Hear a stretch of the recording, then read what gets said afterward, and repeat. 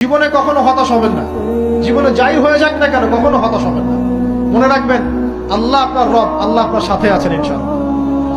এই সমাজ আপনাকে যেভাবে শেখায়, কিভাবে শেখায়, এই যে স্কুল, কলেজ, ইউনিভার্সিটি, চাকরি, বিয়ে, সন্তান প্রতিপালন, আর তারপর ইন্না লিল্লাহি ওয়া ইন্না ইলাইহি রাজিউন, এই তো শেখায় নাকি?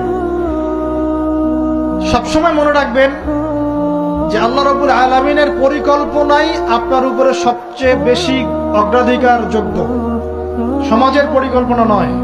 পরিবার আপনাকে চাপ দিচ্ছে, চাকরি পাস না, পড়াশোনা করিস না, হ্যাঁ পড়াশোনায় কেন তুই 80 নম্বর পাইলি না, কেন চান্স পেলি না, কবে চাকরি পাবি, কবে আমাদেরকে দেখবি, খাওয়াবি, পড়াবি, এই যে চাপগুলো চারপাশ থেকে আসে কিনা, এতে করে অনেক যুবক দেখা যায় মাদকাসক্ত হয়, অনেকে দেখা যায় আত্মহত্যা করছে, ইদানিং করছে কিনা ভাই?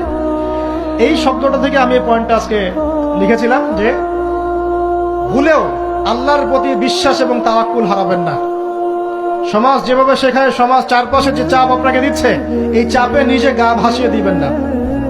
আপনি আল্লাহর কাছে দোয়া করবেন, আল্লাহর কাছে পথ চেয়ে নিবেন এবং আল্লাহর প্রতি তাওয়াক্কুল ভরসা করবেন। কখনো আত্মহত্যার পথ বেছে নিবেন।